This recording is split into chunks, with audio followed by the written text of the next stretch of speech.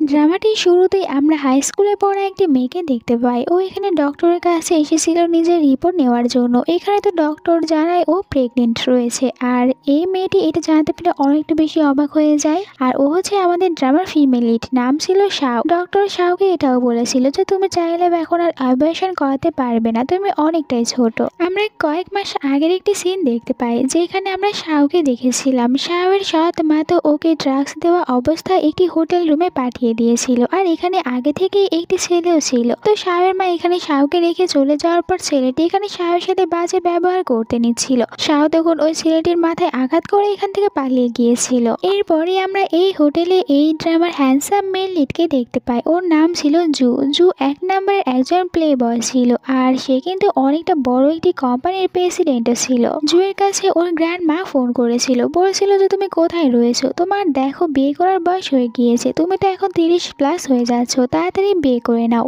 জু বলে তার বিয়ে করার কোনো ইচ্ছা নেই। আর একটু পরে এখানে জুয়ের সাথে ধাক্কা লেগেছিল শাওয়ের। ও পড়ে যেতে নিলে জু তাকে সুন্দর করে ধরে নিয়েছিল। শাও আর জু তারা দুজনে এখানে ড্রাগ অবস্থায় ছিল। একটু পরে তো এখানে ওই ছেলেটিও চলে এসেছিল, কিন্তু যখন দেখতে পায় শাও এখানে মিস্টার জুয়ের সাথে রয়েছে তো ভয় পেয়ে চলে গিয়েছিল।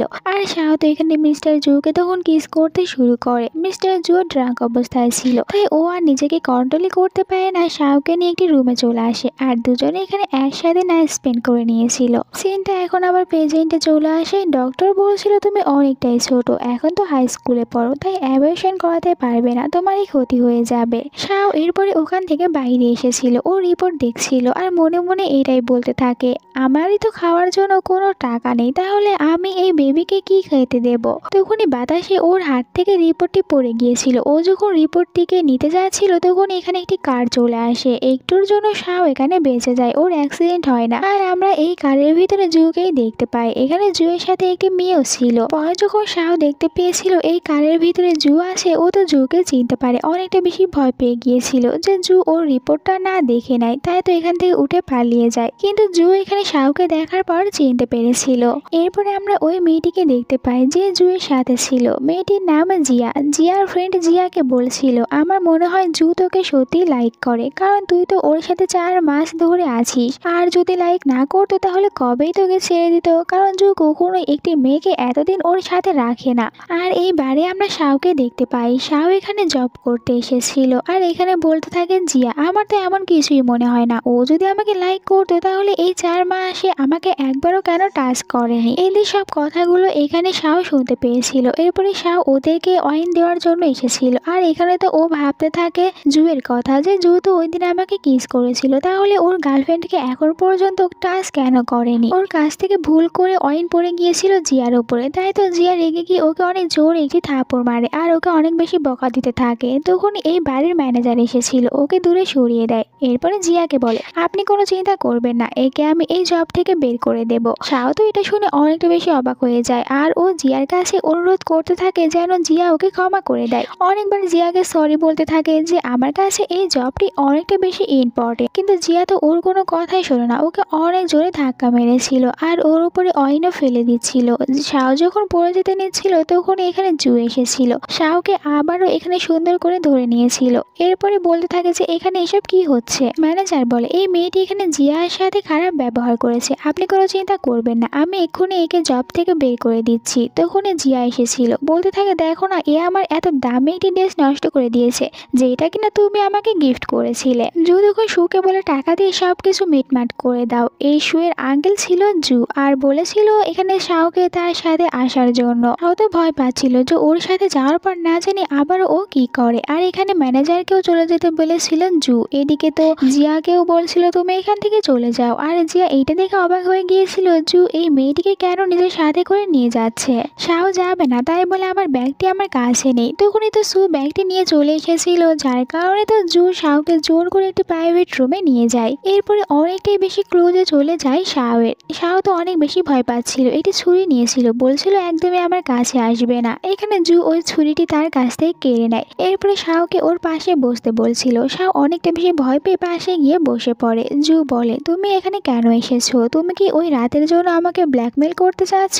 তাহলে বলো তোমার কত টাকার প্রয়োজন, আমি তোমাকে দিয়ে দেব। শাহ বলে যে আমাকে 1 মিলিয়ন দাও। এরপর আবার মনে মনে ভাবছিল আমি কি একটু বেশি চেয়ে নিয়েছি। আবার বলে, আমি যদি 1 মিলিয়ন পেয়ে যাই তাহলে এইটা দিয়ে আমার বেবিকে ভালোভাবে বড় করতে পারবো। একটু পরে এখানে শাহের জন্য মিল্ক নিয়ে এসেছিল আর শাহকে এটা খেতে দেয়। এরপরে শাহের সাথে এখানে কথা বলতে থাকে। শাহ অনেকটা বেশি ভয় পাচ্ছিল জুকে দেখে। শাহ বলেছিল যে ওই দিন রাতের জন্য আমি আপনাকে একদমই কোনো ব্ল্যাকমেল করতে চাচ্ছি না। এমনকি সে তো এখানে এটাও বলতে চায় না জুকে সে প্রেগনেন্ট। আর এখানে জুয়ের কাছে তখন একটি ফোন চলে এসেছিল।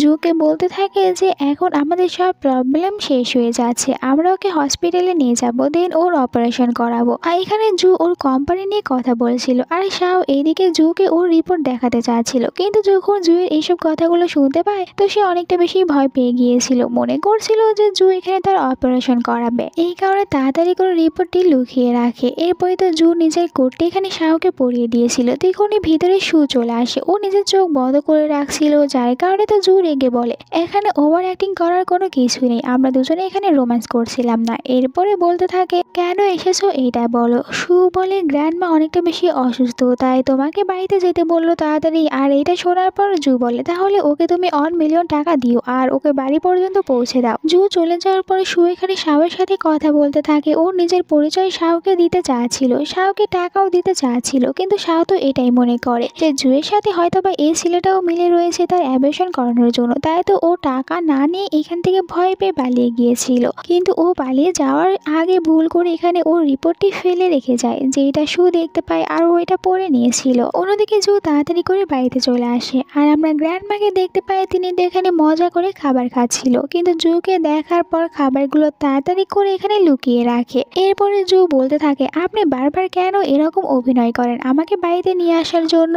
জুয়ের বাড়িতে আসতে একদমই ভালো লাগতো না। এখানে গ্র্যান্ডমা বলে, আমি জানি তুমি একদমই বিয়ে করতে চাচ্ছ না, বিয়ে করবে না ভালো কথা, কিন্তু তুমি বাইরে এসব কিছু কি করে বেড়াও? আর এখানে তখন জুকে শাহের সাথে ছবি দেখায়, বলছিল এসব কি, আমাকে এই সব কিছু কেউ একজন পাঠিয়েছে, আর যদি ভুল করে এইসব কিছু মিডিয়াতে চলে যায় তখন আমাদের ফ্যামিলির কি হবে? তুমি বিয়ে করবে না ভালো কথা, কিন্তু আমাদের ফ্যামিলির মান সম্মান একদমই নষ্ট করবে না। গ্র্যান্ডমা এবার জুকে এখানে শাস্তি দেওয়ার জন্য ওকে এরকম ভাবে বসতে বলেছিল আর এখানে তো ওকে অনেক বেশি বকা দিয়ে ওকে অনেক বেশি মারতে চাচ্ছিল, কিন্তু তখনই ভিতরে শু এসেছিল। বলতে থাকে যে আঙ্কেল তো এখন বাবা হতে চলেছে, এটা কারোরই বিশ্বাস হয় না। কিন্তু গ্র্যান্ডমা এখানে রিপোর্ট দেখতে পেয়ে অনেক বেশি খুশি হয়েছিল আর বলতে থাকে, জু যে তুমি কি এতটাই বোকা? এখন তো এইসব রিপোর্ট মার্কেটে অনেক পাওয়া যায়, এটা ফেক হবে। শু বলে, আঙ্কেল এরকম কোনো কিছুই না, এটা আমি জানি এটা রিয়েল, কারণ এটা তো ওই মেয়েটির কাছ থেকেই পড়ে গিয়েছিল আর ওই মেয়েটি এখন প্রেগনেন্ট যার সাথে আপনি নাইট স্পেন্ড করেছিলেন। জু বলে, ঠিক আছে, আমিও নিজে দেখতে চাই ও সত্যি প্রেগনেন্ট কিনা। অন্যদিকে আমরা দেখতে পাই শাহকে হসপিটালে এসেছিল অ্যাবর্শন করানোর জন্য। এখানে তো ওকে অ্যাবর্শন করার আগে কিছু মেডিসিন কেনার জন্য পাঠানো হয় আর ও যখন মেডিসিনগুলো কিনতে যায় তো এখানে একজন নার্স ওকে বলে, আপনার কাছে কোনো টাকাই নেই। শাহের কাছে ওর স্টেপ মম ফোন করেছিল, বলছিল তুমি কোথায় আছো, বাড়িতে কাজ এগুলো কে করবে, রান্না করো তাড়াতাড়ি এসে, তোমার ভাইয়ের অনেকটা বেশি ক্ষুধা পেয়েছে, তাড়াতাড়ি এসে খেতে দাও। একটু পরে শাহ বাড়িতে চলে এসেছিল। ও তো দেখতে পায় ভিতরে ওর মা আর ভাই এরা মজা করছে, বসে আরাম করছিল। এরপর যখন শাহ ভিতরে এসেছিল ওর স্টেপ মম অনেকটা বেশি ওর উপরে রাগ দেখাতে থাকে যে কোথায় গিয়েছিলে কাজ না করে, আর ওর কাছ থেকে এখানে জোর করে টাকাও নিতে চাচ্ছিল যে টাকা দাও। শাহ বলে ওর কাছে কোনো টাকাই নেই। অন্যদিকে শুধু আবার ওদের কাছে এসেছিল আর বলতে থাকে, আমি ওই মেয়েটি সম্পর্কে সব খোঁজ বের করেছি, ও মেয়েটি তো আজকে হসপিটালে গিয়েছিল অ্যাবর্শন করানোর জন্য, কিন্তু ওকে মেডিসিন কিনতে বলেছিল, টাকা না থাকায় আর অ্যাবর্শন করাতে পারেনি। জু বলে, আমি তো ওকে বলেছিলাম টাকা দিতে, তুমি কি ওকে টাকা দাওনি? শু বলে, আমি ওকে টাকা দিতে চেয়েছিলাম, কিন্তু ও তো এর আগেই ভয় পেয়ে ওখান থেকে পালিয়ে গিয়েছিল আর এখন গিয়েছে অ্যাবর্শন করাতে। জু এটা জানতে পেরে অনেকটাই রেগে যায় যে ওর সাহস কিভাবে হয় এরকম একটি কাজ করতে গিয়েছিল। এইদিকে আবার শাহের স্টেপ মম আর ভাই ওরা দুজনে জানতে পেরেছিল শাহ এখন প্রেগনেন্ট, তাই তো ওরা জোর করে শাহকে একটি লোকাল হসপিটালে নিয়ে গিয়েছিল। এখানে ওরা চাচ্ছিল কম টাকায় শাহের অ্যাবর্শন করাবে, কিন্তু শাহ তো অনেক কষ্ট করে ওখান থেকে পালিয়ে বাইরে এসেছিল। অনেকটা বেশি দৌড়ানোর কারণে ও রাস্তার ভিতরে পড়ে যায় আর ওর ব্লিডিং হতে শুরু করে। তখনই ওর স্টেপ মম আর ভাই চলে এসেছিল ওকে মারতে নিচ্ছিল। সেই সময় এখানে তো চলে এসেছিল জু আর ওর সাথে ওর অনেকগুলো বডিগার্ডরাও ছিল। জু এখানে চলে আসে শাহের কাছে। শাহ আবারও এখানে জুকে দেখার পর ভয় পেতে শুরু করে। আর এদিকে শাওয়ের স্টেপ মম আর ভাই বলতে থাকে ওকে যে বস আপনি এখানে কেন এসেছেন, আপনি কি এই মেয়েটিকে চেনেন? তো জু বলছিল এই মেয়েটি আমার ওয়াইফ আর তোমরা এর সাথে খারাপ ব্যবহার করেছো, তাই তোমাদেরকে তো এখন শাস্তি পেতেই হবে। এরপরে গার্ডদেরকে দিয়ে এখানে শাওয়ের স্টেপ মম আর ভাইকে অনেকটাই বেশি মারধর করায়। পরের সিনে আমরা শাওকে হসপিটালে দেখতে পাই। এখানে জু তার পাশেই ছিল। জু মনে মনে এটাই বলছিল ডক্টর বলেছে এর কাছে 3টি বেবি রয়েছে, তাহলে তো এখন এর অনেকটাই বেশি কেয়ার করতে হবে। আর এখানে নিজে থেকেই তখন শাওকে একটি স্যুপ খাইয়ে দিতে নিয়েছিল, কিন্তু শাও তো অনেক বেশি ভয় পেয়ে যায়। ও এটা খেতে মানা করে, মনে করছিল জু এটার ভিতরে কোনো মেডিসিন মিশিয়ে দিয়েছে ওর বেবিগুলোকে নষ্ট করার জন্য। জু তখন এটা নিজেই খেয়ে ওকে প্রমাণ করিয়ে দেয় এর ভিতরে সেরকম কোনো কিছুই নেই। শাও এরপরেও এখানে জুকে দেখে ভয় পাচ্ছিল, তাই তো জু এখানে শাওকে কিস করেছিল। আর এরপরে বলতে থাকে শাও আমার মনে হয়েছিল যে তুমি এই বেবিগুলোকে অ্যাবর্শন করার জন্য এখানে নিয়ে এসেছো। জু বলে তুমি এই বেবিগুলোকে নিয়ে যত বেশি চিন্তা করছো তার থেকে বেশি 3 গুণ আমার এই বেবিগুলো নিয়ে চিন্তা রয়েছে, আমি এরকম কাজ কখনোই করব না। তখন ভিতরে শুয়ে এসেছিল আর এখানে বলতে থাকে শাওকে আন্টি করে, আর ওর নিজের পরিচয় দিচ্ছিল শাওকে। শাও তো অবাক হয়ে যায়, বলতে থাকে আমি তোমার আন্টি একদমই না, তোমার কোথাও ভুল হচ্ছে। শু বলে জু আমার আঙ্কেল হয়, তাহলে আপনি তো অবশ্যই আমার আন্টি হবেন, এই কারণে আপনাকে আমি আন্টি বলছি। এরপরে বলতে থাকে যে হসপিটালে সব কাজ শেষ হয়ে গিয়েছে, তাই আমরা বাড়িতে যেতে পারবো। জু তাই শাওকে বলে তাড়াতাড়ি রেডি হয়ে নাও, আমাদেরকে এই বাড়িতে যেতে হবে। এইটা বলে এখান থেকে চলে গিয়েছিল। শু তখন মনে মনে বলছিল আমি তো একে প্রথমে খারাপ মনে করেছিলাম, কিন্তু এখন দেখছি ও খারাপ না, ভালোই রয়েছে। এরপরে তারা ওখান থেকে বের হয়ে এসেছিল। আর এখানে তো শু হঠাৎ করে আবার জুয়ের সাথে ধাক্কা লেগে গিয়েছিল।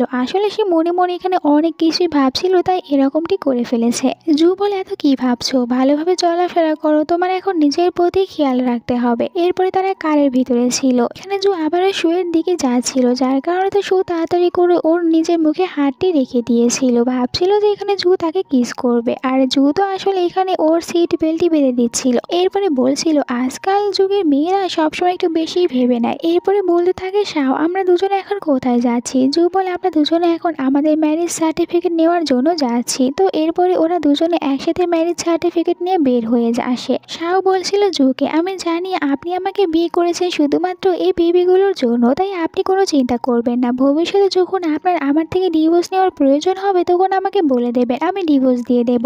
জু তো ওর হাত থেকে ম্যারেজ সার্টিফিকেট নিয়ে নেয় আর বলতে থাকে তুমি এখন অনেকটাই ছোট, তাই তোমার কাছে এইটা রাখা ঠিক হবে না, তুমি তো হাই স্কুলে পড়ো, এইটা একদমই ঠিকভাবে রাখতে পারবে না, হারিয়ে ফেলবে, তাই এটা আমার কাছেই থাক। এরপরে শাওকে বলছিল চলো আমাদেরকে বাড়িতে যেতে হবে। শাও রাজি হয়েছিল। এরপরে তারা বাড়িতে চলে আসে আর আসার সময় রাস্তাতেই শাও ঘুমিয়ে পড়েছিল, তাই তো জু ওকে নিজে কোলে করে বাইরে নিয়ে আসে। তখনই জুয়ের সব গার্ডরা চলে এসেছিল। একটু পরে ভিতর থেকে গ্র্যান্ড মাও বের হয়ে আসে। গ্র্যান্ডমা একটু রাগ নিয়ে তাকিয়েছিল, তাই তো জু গ্র্যান্ডমাকে বলে আপনি এরকম ভাবে যদি শাওকে দেখেন তাহলে ও তো অনেকটা বেশি ভয় পেয়ে যাবে। গ্র্যান্ডমা বলে আমি ভাবতেও পারছি না একদিনেই তুমি একদম হাজবেন্ডের মতন বিহেভ করতে শুরু করেছো, আর আমার কাছে তো এই মেয়েটিকে অনেকটা বেশি ভালো লেগেছে। শাও এখানে গ্র্যান্ডমার এত সুন্দর ব্যবহার দেখে অনেক বেশি খুশি হয়েছিল। ভিতরে গ্র্যান্ডমা চায় না সব বড় বড় ডিজাইনারদেরকে এখানে আসতে বলেছিল শাওয়ের জন্য অনেক কিছু বানানোর জন্য। আর এখানে বলতে থাকে ওরা যে আপনি এখানে আসুন, আমরা আপনার মাপ নিচ্ছি। শাও তো প্রথমে একদমই বুঝতে পারছিল না যে ওরা এখানে ওর এত বেশি কেয়ার কেন করছে। এরপরে তো ও বলতে থাকে গ্র্যান্ডমাকে যে আমার এইসব কিছু নেওয়ার কোনো দরকার নেই, আমার এইসব দামি দামি জিনিস একদমই চাই না। গ্র্যান্ডমা বলে দেখো তোমার হাজবেন্ড অনেকটা বেশি রিচ আর তো অনেক বেশি টাকাও ইনকাম করে, তাই তোমাকে এইসব কিছু নিয়ে ভাবতে হবে না। কিন্তু এরপরেও শাও এখান থেকে কোনো কিছুই নিচ্ছিল না, যার কারণে গ্র্যান্ডমা নিজেই তখন এখানে শাওকে জিনিস বেছে দিচ্ছিল। আর এরপরে জু গ্র্যান্ডমাকে বলে আমার মনে হয় আপনি একটু বেশি আয়োজন করে ফেলেছেন আর অনেক রাত হয়ে গিয়েছে, তাই এখন আমাদের শাওকে খাবার খেতে দেওয়া উচিত। এরপরে সবাই একসাথে ডিনার করতে বসে। এখানে তো তারা অনেক দামি দামি খাবারগুলো খেতে দিচ্ছিল শাওকে, যেসব দেখার পর শাও মনে করতে থাকে যে কিরকম ভাবে ওর মা তো সব ভালো ভালো খাবারগুলো ওর ভাইকে দিত আর শাওকে কোনো ভালো কিছু খেতেই দিত না, যার কারণে শাওকে সবসময় বাজে কিছুই খেতে হতো। আর এখন তো শাও এইসব কিছু দেখে অনেকটা বেশি খুশি হয়েছিল। গ্র্যান্ডমা আর জু তারা দুজনে এখানে শাওর অনেক বেশি কেয়ার করতে থাকে, শাওকে তো নিজের প্লেট থেকে খাবার উঠিয়ে দিচ্ছিল। এরপরে গ্র্যান্ডমা শাওকে বলে চলো আমি তোমাকে আমাদের পুরো বাড়িটা ঘুরিয়ে দেখাই। আর এইদিকে দেখুন জু মেয়েটকে বলতে থাকে এই বাড়ি থেকে এমন সব জিনিস সরিয়ে দাও যেগুলোতে প্রেগনেন্ট ওমেনদের ক্ষতি হতে পারে। এরপরে কিছুক্ষণ পর মেয়েট এসেছিল। গ্র্যান্ডমাকে বলতে থাকে যে জু তো বাইরে গিয়েছে আর আসতে অনেকটা বেশি রাত হয়ে যাবে, তাই আপনারা গিয়ে ঘুমিয়ে পড়ুন, আর আপনাদেরকে বাইরে থাকতে মানা করেছে। গ্র্যান্ডমা শাওকে বলে, চলো আমি তোমাকে তোমার রুমে নিয়ে যাচ্ছি। এরপরে তো শাওকে রুমের কাছে নিয়ে এসেছিল। শাও বলতে থাকে যে গ্র্যান্ডমা, আমি আগে আপনাকে আপনার রুমে দেখে আসি। এখানে গ্র্যান্ডমা বলে, আমার রুমে নিয়ে যাওয়ার জন্য মেড রয়েছে, তুমি তোমার নিজের রুমে যাও, অনেক রাত হয়েছে। শাও যখন রুমের ভিতরে এসেছিল তো ও এখানে হঠাৎ করে জুকে দেখতে পায়। আসলে জু তো বাড়িতেই ছিল, কোথাও যায়নি। এই সবকিছু মেড আর গ্র্যান্ডমা ওদের দুজনের প্ল্যান ছিল শাওকে এই রুমের ভিতরে পাঠানোর। এখানে তো তখন বলতে থাকে জু শাওকে যে তুমি এত বেশি রাত্রে আমার রুমে কি করতে এসেছো হঠাৎ করে। শাও অনেক বেশি ভয় পেয়ে গিয়েছিল। ও তো সরি বলে এখান থেকে চলে যেতে নিচ্ছিল, কিন্তু জু আর ওকে একদমই যেতে দেয় না, বলে এসেই যখন পড়েছো তখন যাওয়ার আর কি দরকার রয়েছে, আর এমনিতেও তুমি তো আমার ওয়াইফ, তাই যে কোনো সময় চাইলেই আমার রুমে আসতে পারো। এরপরেও শাও এখানে দরজা খোলার চেষ্টা করছিল চলে যাবে, আর এখানে বলতে থাকে জু গ্র্যান্ডমা দরজা বাহির থেকে বন্ধ করে দিয়েছে, তাই তুমি চাইলেও এটা খুলতে পারবে না, তাই এসেই যখন পড়েছো তখন ফ্রেশ হয়ে নাও। একটু পরে শাও ফ্রেশ হয়ে বাইরে আসে। ও দেখতে পায় জু তো এখানে বেবিদের বুকস পড়ছিল। ও জানতে চাচ্ছিল যে বেবিদেরকে কিভাবে কেয়ার করতে হয়। শাও তো এটা দেখে অবাক হয়ে যায়। ও ভাবতেও পারেনি জু তার এতটা বেশি কেয়ার করবে আর বেবিদেরকে নিয়ে এতটা বেশি সিরিয়াস হবে। এরপরে জু বলতে থাকে শাওকে যে তুমি তোমার কাপড়টি একটু উঠাও। শাও বলে, এখন আমি প্রেগনেন্ট, তাই আপনার এইসব কিছু করা একদমই বেবিদের জন্য ঠিক হবে না। জু বলে, শয়তান একটা মেয়ে, তোমার মাথায় কি কোনো সময় ভালো চিন্তা আসে না? আমাকে ডক্টর বলেছিল বেবিদের হার্টবিট শোনার জন্য, আর এখন আমি ওটাই করতে চাচ্ছি, তাই তো তোমাকে বলেছি তোমার ড্রেসটি একটু উপরে তুলতে। আর নিজেই এখানে শাওয়ের পেটটি বের করতে চাচ্ছিল, আর শাও তো ওকে বাধা দেয়, বলে আমি এটা নিজেই করে নিতে পারবো। জু বলে, তুমি এটা একদমই করতে পারবে না, এখন শুধুমাত্র আরাম করো, যা করার তা আমি করে দিচ্ছি। এরপরে ও এখানে তখন শাওয়ের কেয়ার করতে থাকে, আর এরকম ভাবে এখানে বেবিদের হার্টবিটও শুনছিল। এরপরে বলতে থাকে শাওকে যে এখন তুমি ঘুমাতে পারো। পরের দিন সকালে আমরা শাওকে কিচেনে দেখতে পাই, এখানে রান্না করছিল। জু কিচেনে চলে আসে, বলতে থাকে তুমি এখানে কি করতে এসেছো? শাও বলে যে আমি তো শুধুমাত্র এখানে আপনার জন্য খাবারই বানাচ্ছিলাম, আর ও আবারও খাবার বানাতে যাচ্ছিল। তখনই জু ওকে নিজের কাছে টেনে নিয়েছিল। এরপরে তো অনেকটাই বেশি ক্লোজে চলে যায় শাওকে বলেছিল, আমি এখানে তোমাকে খাবার বানানোর জন্য নিয়ে আসিনি, খাবার বানানোর জন্য আমাদের বাড়িতে অনেক মেড রয়েছে, তাই তুমি শুধুমাত্র এখানে আরাম করবে, নিজের যত্ন রাখবে আর খুশি থাকবে, আমি শুধু এটাই চাই। শাও বলে, আমি কি আপনাকে একটি কথা বলতে পারি, আপনি কি এর অনুমতি দিবেন? এখানে জু বলে, তুমি শুধু কথা কেন বলবে, তুমি আমাকে অর্ডার করবে, আমি সব কিছু করতে রাজি আছি। শাও বলে যে আমি হাই স্কুলে যেতে চাই, আমি পড়তে চাই। এখানে তো জু বলে, ঠিক আছে তুমি পড়াশোনা করবে, আমি তোমাকে বাধা দেবো না। শাও এটা জানতে পেরে অনেকটাই খুশি হয়ে জুকে হাক করে নিয়েছিল, ওকে থ্যাংক ইউ বলতে থাকে। এরপরে জু বলে যে দেখো তুমি পড়াশোনা করবে, কিন্তু এখন তো তুমি অনেকটা বেশি রিস্কের ভিতরে থাকবে, তাই আমি তোমাকে তোমার স্কুল পর্যন্ত নিয়ে যাব, আবার স্কুল শেষ হলে ওখান থেকে বাসায় নিয়ে আসবো। এরপরে রাতে জুন ওর নিজের ক্লাবে এসেছিল। এখানে ও সবসময় আসতো, আর এখানে তার অনেক ফ্রেন্ডরাই ছিল। আজকেও এখানে এসেছিল, আর তারা যখন আড্ডা দিচ্ছিল তখন ওর একজন ফ্রেন্ড বলতে থাকে, আমি তো শুনলাম তুই জিয়াকে ছেড়ে দিয়েছিস, কোনো ব্যাপার নয়, আজকে আমি এখানে অনেকগুলো মেয়েদেরকে আসতে বলেছি, ওদের ভিতর থেকে তুই একজনকে আবারও বেছে নিতে পারবি। এরপরে ভিতরে অনেক মেয়েরাই চলে আসে। জু তো ওইসব মেয়েদেরকে ভালো করে দেখেও না, মেয়েদেরকে এখান থেকে চলে যেতে বলেছিল। ও বলে আমার কোনো মেয়েরই দরকার নেই, এখানে ছিল, তাই তো সবাইকে বলছিল আমার আঙ্কেলের এখন ওয়াইফ রয়েছে, আর কিছুদিন পর আন্টি তো 3টা বেবিরও জন্ম দেবে। অন্যদিকে আমরা এই ক্লাবের বাইরে শাওকে দেখতে পাই। শাও এখানে এসেছিল জুকে বাড়িতে নিয়ে যাওয়ার জন্য, আর এটাই বলছিল যে এই ছেলেটি কত রাত করে বাইরে থাকে, এই কারণেই তো গ্র্যান্ডমা এতটা বেশি চিন্তিত করে। এরপরে শাও এখানে গার্ডদেরকে ওর নিজের পরিচয় দেয়, আর বলছিল যে ওকে ভিতরে যেতে দিতে। গার্ডরা তো ওকে একদমই ভিতরে যেতে দেয় না, আর শাও বলে যে ভিতরে আমার হাজবেন্ড রয়েছে, তাই আমাকে যেতে হবে। গার্ডরা বলে তোমাকে তো দেখেই মনে হয় না তোমার বিয়ে হয়েছে, তুমি তো একটি পিচ্চি মেয়ে। এরপরে তারা তো এখানে শাওয়ের সাথে খারাপ ব্যবহার করতে থাকে। শাও অনেকটাই ভয় পেয়ে গিয়েছিল, তখনই ওখানে জু চলে এসেছিল, আর এই কারণে তো শাও তাড়াতাড়ি করে জুয়ের কাছে চলে আসে। জু দেখতে পায় শাও এখানে অনেকটা বেশি ভয় পেয়ে রয়েছে, আর জিজ্ঞাসা করে যে তুমি এখানে কেন এসেছো। শাও বলে আমি তো এখানে এসেছিলাম তোমাকে এখান থেকে বাড়িতে নিয়ে যাওয়ার জন্য। জু তখন শুকে ইশারা করে, শু তখন ওই গার্ডদেরকে এখানে মারধর করেছিল। এখানে জুয়ের সব ফ্রেন্ডরা শাওকেই দেখতে থাকে, আর আমরা জুকে দেখতে পাই ও এখানে শাওকেই দেখছিল, কারো কোনো কথাই শুনছিল না। জু বলে তোমাকে এত রাত্রে এই বারে কে চলে আসতে বলেছিল। শাও বলে গ্র্যান্ডমা তো অনেক বেশি চিন্তিত ছিল যে তুমি এখনো বাড়িতে কেন ফিরছো না, তাই আমি এসেছিলাম তোমাকে বাড়িতে নিয়ে যাওয়ার জন্য। জু বলে ঠিক আছে, তুমি যখন এসেছো তাহলে আমি অবশ্যই বাড়িতে চলে যাচ্ছি। জুয়ের ব্যবহার দেখে তো সবাই এখানে অনেকটাই অবাক হয়ে গিয়েছিল, আর শু বলতে থাকে আঙ্কেল তুমি তো কখনোই এত তাড়াতাড়ি বাড়িতে যাও না। জু বলে তুই তো এখনো বিয়ে করিসনি, তাই বুঝবি না, এখন আমি হাজবেন্ড হয়েছি। এরপর ওখান থেকে শাওকে নিয়ে চলে আসে। পরের দিন সকালে শাও তো ওর স্কুলে যাওয়ার জন্য বের হয়েছিল। বাইরেই জু ছিল, বলছিল চলো আমি তোমাকে নিয়ে যাব। তারা দুজনে যখন যেতে নিচ্ছিল তখন ভিতর থেকে গ্র্যান্ডমা চলে আসে। আর শাও বলছিল গ্র্যান্ডমাকে যে আপনি আজ এত তাড়াতাড়ি কেন ঘুম থেকে উঠে পড়েছেন। গ্র্যান্ডমা বলে তুমি আজকে প্রথম এখান থেকে স্কুলে যাচ্ছ, তাই আমাকে তো উঠতেই হবে। আর আমি কি তোমার ব্যাগ নিয়ে যাওয়ার জন্য একজনকে তোমার সাথে পাঠিয়ে দেব?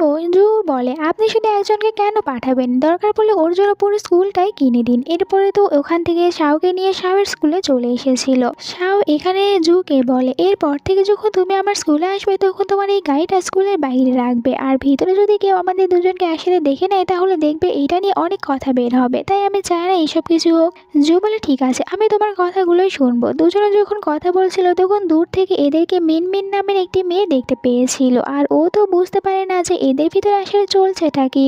এরপরে শাও ভিতরে চলে এসেছিল। এখানে যখন মিনমিন ওকে দেখতে পায় তো অনেকটা বেশি মজা নিচ্ছিল, আর এদিকে শাও জানতে পারে ওকে তো এবার স্কুল থেকে কোনো স্কলারশিপই দেওয়া হয়নি। মিনমিন ওর ফ্রেন্ডকে এখানে শাওকে শুনিয়ে শুনিয়ে বলছিল এই কলেজের প্রিন্সিপাল আমার কাজিন ব্রাদার, এই কারণে আমি তো ওকে বলেছি যে এবার যেন স্কলারশিপের টাকা কোনো গরিবকে না দেওয়া হয়। যদি আমরা প্রতিবারই এরকমভাবে গরিবদেরকে টাকা দিতে থাকি তাহলে তো আমাদের কাছে কিছুই থাকবে না। শাও রেগে মিনমিনের কাছে আসে, ওকে বলছিল তুমি কিভাবে তোমার ব্রাদারকে এমন একটি কথা বলতে পারো, এইটা তোমার আর তোমার ব্রাদারের টাকা না, আমি ওনার সাথে কথা বলবো। এখানে তো বাকি মেয়েরাও শাওকে অনেকটা বেশি বুলিং করছিল। এরপরে শাও কথা বলার জন্য প্রিন্সিপালের কাছে এসেছিল, বাট এখানে তো আমরা দেখতে পাই প্রিন্সিপালও একদমই ভালো না, আর ওর সাথে এখানে যে মেয়েটি ছিল ওটা কিন্তু জিআই ছিল। প্রিন্সিপাল রেগে শাওকে বলে তুমি তো গরিবদের লিস্টের ভিতর থেকে এই স্কুলে ভর্তি হয়েছিলে, তাহলে এখানে কি নিতে এসেছো? শাও তখন বলে দিচ্ছিল যে মিনমিন তো বলেছে এখানে কাউকে কোনো স্কলারশিপ দেওয়া হবে না, কিন্তু এটা তো আমরা প্রতি বছরই পেয়ে থাকি।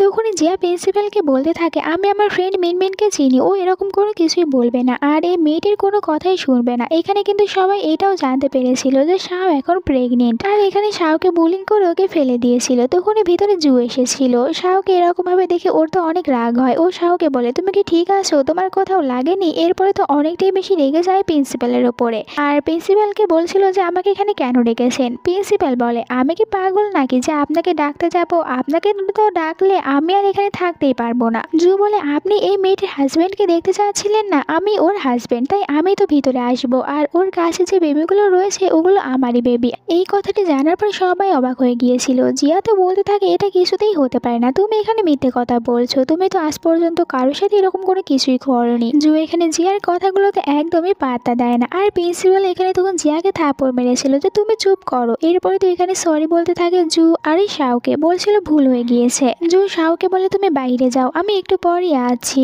জু এখানে শুকে বলেছিল যেন এই প্রিন্সিপালকে আর এখানে না দেখা যায়, ওকে এই জব থেকে ফায়ার করে দিতে, আর এই কলেজের নতুন আরো একটি ভালো প্রিন্সিপালকে নিয়ে আসতে, যাতে করে ওই প্রিন্সিপাল সব দিক থেকেই ভালো হয়, আর ওর ক্যারেক্টারও যদি অনেকটাই বেশি ভালো হয়, কারণ এখনকার প্রিন্সিপালের ক্যারেক্টার তো একদমই ভালো ছিল না। এরপর এখানে আমরা দেখতে পাই জু ও তো আবারও স্মোক করতে নিচ্ছিল, কিন্তু তখনই মনে পড়ে যায় শাওয়ের বলা কথাগুলো। শাও তাকে বলেছিল আজকে পর থেকে তুমি কখনোই আর স্মোক আর ড্রিঙ্ক একদমই করবে না, যার কারণে জু তখন এইটা আর একদমই করে না। আসলে ও এখন শাওকে অনেকটা বেশি ভালোবেসে ফেলেছিল। এরপরে যখন ওখান থেকে বাইরে এসেছিল দেখতে পাই শাও তো এখানে সিঁড়ির উপরে বসে খাবার খাচ্ছিল, আর ও কান্নাকাটি করছিল যে ওর সাথেই কেন সবসময় এরকম হয়। শাওকে শান্ত করার জন্য জু তাকে কিস করেছিল। এরপরে বলে আমি এইসব কিছু বেবিদের জন্য করছি না, আমি তোমাকে ভালোবাসি তাই এইসব কিছু করছি। অন্যদিকে আমরা গ্র্যান্ড মাকে দেখতে পাই অনেকটাই বেশি চিন্তিত ছিল যে শাও এখনো কেন বাড়িতে আছে না। অনেক রাতে তারা দুজনের বাড়িতে এসেছিল, শাও ঘুমিয়ে পড়েছিল, এই কারণে তো জু আস্তে করে শাওকে শাওয়ের বেডে শুয়ে দিচ্ছিল, আর যখন ও শাওয়ের জুতাগুলো খুলে দিচ্ছিল তখনই শাও ঘুম থেকে উঠে পড়ে। বলতে থাকে জু যখন ঘুম থেকে উঠেই পড়েছো তাহলে ফ্রেশ হয়ে নাও, এরপর আবারও ঘুমিয়ে পড়বে। শাও জুকে বলে তুমি কি গ্র্যান্ড মাকে উপরে পাঠিয়ে দিতে পারবে, আমার একটি ডেস্ক খোলাতে সাহায্য করব। যেইটা শোনার পর জু বলতে থাকে গ্র্যান্ড মার কি দরকার রয়েছে, আমি নিজেই তোমার সাহায্য করে দিতে পারবো। আর দেখা যায় ও তো এখানে নিজেই তখন শাওয়ের সাহায্য করে নিতে, এতে করে শাও অনেকটাই বেশি নার্ভাস হয়ে যাচ্ছিল, আর তার অনেক বেশি লজ্জাও লাগছিল, যার কারণে তো ওই এখান থেকে জোর করে জুকে বের করে দিয়েছিল। জু তখন বাইরে শাওয়ের অপেক্ষা করতে থাকে। এরপরে আমরা দুজনকে বেডে দেখতে পাই। এখানে তো আজকেই শাও নিজে থেকেই ওর কাপড়টা একটু উপরে তুলছিল, যেটা দেখার পর বলতে থাকে জু তুমি এটা কি করছো। শাও বলে কেন, আজকে তুমি বেবিদের হার্টবিট শুনবে না। জু তখন এখানে শাওয়ের পেটের উপরে শুয়ে পড়েছিল, আর বলতে থাকে ওর বেবিদেরকে যে আজকে আমি তোমাদেরকে একটি কিউট গল্প শোনাবো, আর ওইটা হচ্ছে কিভাবে তোমার বাবা তোমার মাকে ভালোবেসে ভালোবেসে ফেলেছিল। এরপরে আমরা 8 মাসের পরের সিন দেখতে পাই, যেখানে তো এখন শাও অনেকটা বেশি হ্যাপি ছিল জুয়ের সাথে। আর আজকে শাওকে অনেকটা বেশি সুন্দর দেখাচ্ছিল, তাই তো জু এক নজরে ওকেই দেখতে থাকে। বলতে থাকে শাও যে আমার কি ওখানে যাওয়া অনেকটাই বেশি গুরুত্বপূর্ণ। জু বলে হ্যাঁ, ওখানে সবাই তার ওয়াইফদের সাথে যাবে আর এই কারণে আমি তোমাকে নিয়ে যাব। এরপরে দুজনে খুশি খুশি ওখানে চলে আসে। তারা দুজনে এখানে একটি নিলামে এসেছিল, তো এখানে অনেক মিডিয়ারাই প্রথমে জুকে ধরে এসেছিল। তাদের সাথে কথা বলা শেষ করে এখানে জু তখন শাওকে একটি সুন্দর জায়গায় বসিয়ে দিয়েছিল। এখানে শাওকে দেখার পর সবাই তো এখানে এটাই বলতে থাকে যে জু তো ছিল একজন প্লে বয়, তাহলে কিভাবে সে শাওকে বিয়ে করতে পারে। আবার সবাই এটাও বলছিল যে হতে পারে এই মেয়েটি ভুল করে প্রেগনেন্ট হয়ে গিয়েছিল, যার কারণে জুকে বাধ্য হয়ে ওকে নিজের বাড়িতে রাখতে হয়েছিল। আর দেখো ওদের যদি বিয়ে হয়েই থাকে তাহলে শাওয়ের হাতে এখানে কোনো এঙ্গেজমেন্ট রিং কেন নেই। এদের বলা সব কথাগুলো এখানে শাও আর জু তারা দুজনেই শুনতে পায়। জু তখন শাওয়ের কাছে চলে এসেছিল, ওর কাছ থেকে ওদের ফ্যামিলি রিংটা বের করেছিল আর সবার সামনে এখানে শাওয়ের হাতে পরিয়ে দেয়। যেটা দেখার পর তো সবাই অনেকটাই অবাক হয়ে যায় আর বলতে থাকে জু তো এই রিং আজ পর্যন্ত কাউকেই দেয়নি। এর মানে কি ও সত্যি এই মেয়েটিকে অনেক বেশি ভালোবাসে। আর একটু পরে তো এখানে এই নিলামটি শুরু হয়ে গিয়েছিল। প্রথমে এখানে অনেক দামি একটি রিং দেখানো হয়। জু তখন শাওয়ের দিকে তাকিয়ে ওকে বলছিল ও যেন এখানে বেটে লাগায়। দেখা যায় শাও তো এখানে অনেকটা বেশি কম টাকা বলেছিল, যার কারণে এটা দেখে সবাই হাসতে থাকে। শাওকে নিয়ে মজা করছিল, যে এটা জুয়ের কাছে একদমই ভালো লাগে না, অনেকটা বেশি রাগ হয়েছিল, যার কারণে জু এখানে সবার সামনে ওর হাত দিয়ে একটি সাইন বানিয়েছিল। আর এই সাইনটির মানে এটাই ছিল যে এখানে যতগুলো দামি দামি জিনিস রয়েছে এগুলো আর কেউ নিতে পারবে না, সবকিছু এখন এখানে জু নিয়েছে। আর জু এখানে সবার সামনে বলতে থাকে আমরা এখন অনেকটাই টায়ার্ড হয়ে গিয়েছি, তাই বাসায় যাব। আর আমি যত দামি দামি জিনিসগুলো কিনেছি এগুলো যদি আমার ওয়াইফের পছন্দ না হয় তাহলে ও ফেলে দিবে। অন্যদিকে আমরা দেখতে পাই শাওয়ের স্টেপ মম আর ভাইকে, ওরা তো এই ভিডিওটি দেখছিল, যেটা দেখার পর বলতে থাকে এই তো দেখছি এখন রিচ ফ্যামিলিতে গিয়ে একদম ভালো জীবন যাপন করছে, আর আমরা এখানে কিরকম অবস্থায় আছি ও এটা একদমই দেখছে না। আমার ওর সুখ একদমই পছন্দ হচ্ছে না। আর এখানে আমরা তখন জিয়া আর মিং মিং ওদেরকেও দেখতে পাই, সবাই এখানে একসাথে হয়েছিল। এখন অবশ্যই শাওয়ের ক্ষতি করার জন্য কোনো প্ল্যান করবে। অন্যদিকে জু আর গ্র্যান্ডমা বেবিদের জন্য অনেকগুলো ড্রেস অর্ডার করে নিয়ে এসেছিল। এই সব কিছু দেখার পর শাও বলতে থাকে আমার মনে হয় এই সব কিছু একটু বেশিই হয়েছে, ওরা তো এখনো আসেইনি। একজন মেয়ে এসে শাওকে বলছিল বাইরে আপনার সাথে দেখা করার জন্য কেউ একজন এসেছে। এখানে তো বলতে থাকে প্রথমে জু তোমার বাইরে যাওয়ার কোনো দরকার নেই, আমি গিয়ে দেখা করে আসছি। শাও বলে যে ও আমার সাথে দেখা করতে এসেছে তাই আমার যাওয়া উচিত। আর ও যখন এখানে চলে এসেছিল বাইরে দেখতে পায় ওর স্টেপ ব্রাদারকে দেখার পর বলছিল তুমি এখানে কেন এসেছো। ওর ব্রাদার বলে দেখো তোমার মায়ের এই সেই জিনিসটা আমার কাছেই রয়েছে। শাও ওকে জিজ্ঞাসা করে যে তুমি এইটা নিয়ে এখানে কেন এসেছো, তুমি বা এখানে কেন এসেছো। ওর ভাই বলতে থাকে তুমি তো এখানে অনেকটাই বেশি আরামে আছো, তোমার তো টাকা পয়সার এখন আর কোনো চিন্তাই নেই, আর আমরা তো ওখানে না খেয়ে পড়ে আসি। তুমি যদি তোমার মায়ের এটা নিতে চাও তাহলে আমাকে এক্ষুনি 10 মিলিয়ন দেবে, আর তুমি যদি এই টাকা না দাও তাহলে তোমার মায়ের এই জিনিসটা আমি এখানেই ভেঙে ফেলবো। শাও তো বলতে থাকে তুমি কি পাগল হয়ে গিয়েছো, আমার কাছে এত টাকা কোথা থেকে আসবে। ওখানে বলছিল ওর ভাই যে আমাকে তুমি পাগল বানিও না, তোমার হাজবেন্ড তো অনেক বেশি টাকা ইনকাম করে, ও তো এখানে অনেকটা বেশি রিচ, তাহলে তোমার কাছে তো 10 মিলিয়ন কিছুই না, তাই এটা আমাকে দেবে। একটু পরে ওখানে জু চলে এসেছিল, কিন্তু ততক্ষণে ওর ভাই এখান থেকে চলে গিয়েছিল। জু বলতে থাকে তোমার কি হয়েছে। এখানে শাহ বলছিল আমি তোমাকে আরো একটি কথা বলতে চাই, তুমি কি এটা শুনবে। জু বলে যদি তুমি এখন স্কুলে যেতে চাও তাহলে আমি তোমাকে এখন একদম স্কুলে যাওয়ার অনুমতি দেবো না, তুমি স্কুলে এখন যেতে পারবে না। শাহ বলে আমি স্কুলে যাওয়ার কথা বলছি না, আমি অন্য কথা বলবো। আর এখানে শাহ অনেকটা বেশি ভয় পেয়েছিল, যার কারণে জু ওকে হাঁক করে নেয়। আর শাহ মনে মনে এটাই বলছিল যে আমাকে আমার স্টেপ মায়ের সাথে দেখা করতে হবে, আর আমি যদি ওর সাথে কথা না বলি তাহলে তো বারবার মার ছেলে মিলে আমাকে অনেকটা বেশি ব্ল্যাকমেল করবে, আর জুকেও শান্তিতে থাকতে দেবে না। পরের দিনই শাহ তো ওর মার ভাইয়ের সাথে দেখা করতে চলে আসে। এখানে ওর ভাই তখন মায়ের ওই জিনিসটা বের করে নিয়ে এসেছিল। শাহ এটা নিতে চাইলে ওর ভাই বলে প্রথমে তুমি এখানে 10 মিলিয়ন দাও। শাহ ওদেরকে একটি কার্ড বের করে দেয় আর বলে এখানে 10 মিলিয়নের থেকেও বেশি রয়েছে। অন্যদিকে আমরা দেখতে পাই জুকে, এখানে জুয়ের সাথে জিয়া দেখা করতে এসেছিল। বলতে থাকে যে দেখো তুমি তো জানো না তোমার ওয়াইফ তোমার টাকাগুলো কিভাবে শেষ করছে। জুকে এখানে একটি ভিডিও দেখায় যে দেখো শাহ কিভাবে তোমার টাকাগুলো ওর মা আর ভাইকে দিয়ে শেষ করছে। এখানে জিয়ার কোনো কথাগুলোই বিশ্বাস করে না জু, ওর তো গলায় ধরে নিয়েছিল আর বলতে থাকে দেখো ও যাই না করুক না কেন আমি ওকে ভালোবাসি, আর ওকে দেখার সময় আমার আবেগ কাজ করে ওঠে, কিন্তু তোমাকে দেখার পর তো আমার সবসময় মাথা গরমই হয়ে যায়। তাই বলে দাও যে এখন তোমরা কি রকম প্ল্যান করেছো, আর ওখানে যদি শাহের কোনো ক্ষতি হয় তাহলে কিন্তু আমি তোমাকে একদমই ছাড়বো না। জিয়া তো বলতে থাকে ওই মেয়েটির ভিতরে এমন কি রয়েছে যার কারণে তুমি ওকে লাইক করো, আমিও তো দেখতে অনেকটা বেশি সুন্দর। জু বলে কিন্তু তুমি একদমই ভালো না। আর ওখানে বুঝতে পেরেছিল এই সবকিছু এদের সবার প্ল্যান ছিল। এরপরে তো গার্ডদের কাছে জিয়াকে ধরিয়ে দেয়। অন্যদিকে শাও যখন ওর মায়ের জিনিসটি নিয়ে চলে যাচ্ছিল তখনই ওখানে আমরা মিমিকে দেখতে পাই। ও তো এখানে এসেছিল আর এরাই সবকিছু ওদের প্ল্যান ছিল। এটা শাও ভালো করেই বুঝতে পারে যে এইসব কিছু ওরা প্ল্যান করেছে আর এখন শাও ওদের প্ল্যানে ফেসে গিয়েছে। মিমি বলছিল যে এখন তুমি আর তোমার বেবি তোমরা দুজনে এখান থেকে একদমই সুস্থভাবে যেতে পারবে না, আমি তো তোমাদেরকে মেরে ফেলবো। শাও তখন অনেকটা বেশি ভয় পাচ্ছিল, সে এখন এখান থেকে কিভাবে বেঁচে ফিরবে। আর যখন মিমি ওকে মারতে নিয়েছিল তখনই চলে এসেছিল জু, যার কারণে ওই লাঠির বাড়িতে এখানে জুয়ের মাথায় লেগেছিল, কিন্তু ও শাওকে বাঁচিয়ে নিয়েছিল। জুয়ের মাথা থেকে রক্ত পড়তে শুরু করে আর একটু পরেই ভিতরে তখন শু এসেছিল। শু ওর গার্ডদেরকেও নিয়ে এসেছিল, যার কারণে এদের সবাইকে এখানে ধরে নিয়েছিল। আর যখন দেখতে পাই শাও জুয়ের মাথা থেকে রক্ত পড়ছে ও অনেকটা বেশি ভয় পেয়ে যায়। জু বলতে থাকে কোনো কিছুই হয়নি, একটু পরে ঠিক হয়ে যাবে। এরপরেও শাও কান্না করে বলতে থাকে যদি মাথার এরকম জায়গায় কারো আঘাত লাগে তাহলে সে মারা যায়, আমি বুকে পড়েছি। এখানে বলছিল জু ঠিক আছে, এরপর থেকে আমি সব সময় আমার মাথাকে সেফ রাখবো, এখন কান্নাকাটি করো না। এরপরে ও চারজনকে একসাথে বেঁধে রেখেছিল, এখানে পুলিশকেও আসতে বলেছিল। তখন শাও তো পুলিশকে ওর ফোনে থাকা কিছু রেকর্ডিং শোনায় যেই সবকিছু ওর মার ভাই এখানে ওকে বলেছিল। এরপরে পুলিশরা এদের চারজনকে এখান থেকে নিয়ে চলে গিয়েছিল। এরপরে তো জু এখানে শাওকে কিস করতে যাচ্ছিল, কিন্তু তখনই দেখা যায় এখানে তো অনেক জোরে পেটে ব্যথা শুরু হয়ে যায় শাওয়ের, যার কারণে ওরা শাওকে তাড়াতাড়ি করে হসপিটালে নিয়ে চলে আসে। শাওকে ভিতরে নিয়ে যাওয়া হয় আর এদিকে জু তো বাইরে ছিল, কিন্তু ও একদমই শান্তি পাচ্ছিল না। ও তো এখন এখানে অনেকটা বেশি লাফালাফি করছিল, যা দেখার পর গ্র্যান্ডমা বলতে থাকে যে তুমি এরকম কেন করছো, ভিতরে সবকিছু ঠিকঠাকই হবে। কিন্তু এরপরও তো জু কোনো কিছুই শুনছিল না। একটু পরে ভিতর থেকে বেবিদের কান্নার আওয়াজ চলে আসে, যা দেখে গ্র্যান্ডমা অনেক বেশি খুশি হয়ে যায়। একটু পরে বেবিদেরকে বাইরে নিয়ে এসেছিল, গ্র্যান্ডমা অনেক বেশি খুশি হয়ে যায় বেবিদেরকে দেখে। আর এদিকে জু তো তাড়াতাড়ি করে চলে এসেছিল শাওয়ের কাছে, শাওকে বলছিল তুমি কি ঠিক আছো, আর শাও বলেছিল তুমি এত বেশি চিন্তা করো না, আমি এখন একদমই ঠিক রয়েছি। এরপরে আমরা তো 1 বছর পরে একটি সিন দেখতে পাই যেখানে আজকে ওদের বেবিদের বার্থডে ছিল। আর জু এখানে সবার সামনে তখন অনেকটা বেশি সুন্দরভাবে পরিচয় করিয়ে দিচ্ছিল শাওয়ের, যে শাও ওর ওয়াইফ আর তারা দুজনে একসাথে কতটা বেশি হ্যাপি রয়েছে। আর এই সুন্দর একটি হ্যাপি এন্ডিং এর সাথে আজকের এই ড্রামাটা শেষ হয়ে যায়। তোমাদের কাছে কেমন লেগেছে তা কমেন্ট করে জানিয়ে দিতে ভুলো না। ভালো লাগলে চ্যানেলটিকে সাবস্ক্রাইব করে নাও নেক্সট ভিডিও দেখার জন্য। Bye bye.